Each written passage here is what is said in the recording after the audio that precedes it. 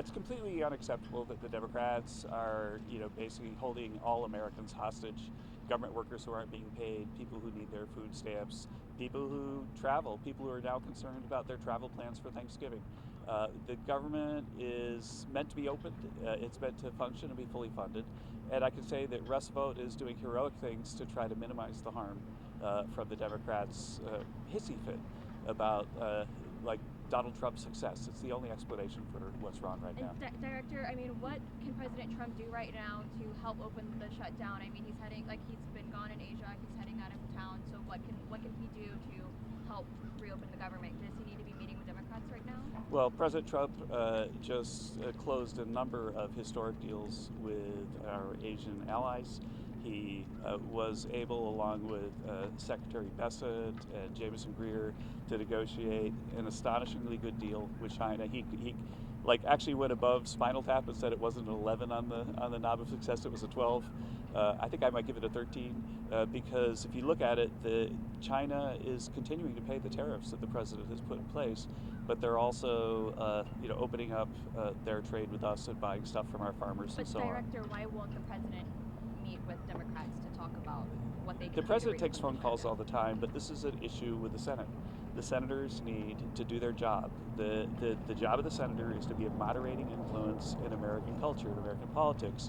Chuck Schumer and the Democrats right now are the opposite. And I think that every voter in the world is going to notice that, that guy that I thought was a moderate is not. That they're basically taking orders from Chuck Schumer and AOC and putting Americans in harm's way with their government shutdown, and it's just completely unacceptable. Do you support the elimination of the filibuster? What you mentioned stronger measures last week. President Trump has mentioned that might be an option. That frankly, I don't know how long. I think the Democrats might decide to try to keep the government closed until President Trump's out of office. Who knows?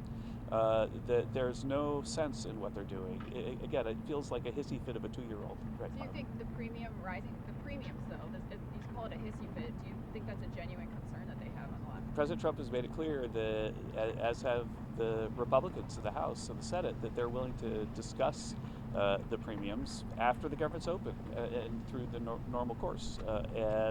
I remind that 13 times the Democrats voted to keep the government open while President Biden was in office, but that meant that 13 times the Republicans understood their constitutional duty to keep the government open so that Americans don't go through the suffering that they're going through right now.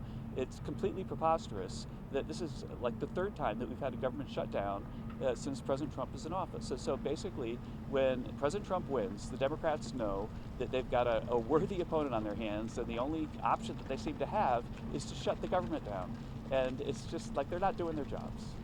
I got time for one more question. How would you describe the health of the U.S. economy in light of the cuts of the rates from the Fed? Yeah, so the U.S. economy is very strong. We're looking at third quarter GDP that's close to 4% growth, and excuse the lots of wind. And I think that's a momentum that will carry forward. The government shutdown is looking like it might reduce that number quite a bit, especially going into the fourth quarter. And but the momentum from all of President Trump's policies is really, really strong. As for the Fed, I think that we're glad that they reduced the interest rate. We think that was the right move. But if you think about from the previous meeting, the news we have is basically that inflation is lower than we thought. And other than that, we don't have a lot of news because the government shutdown is making it so that the Fed is flying blind a little bit. But we have a government shutdown, which is a negative for the economy. And against that backdrop, the idea that the Fed would be backing away from their promised rate reductions in the future is puzzling to us. So thank you very much.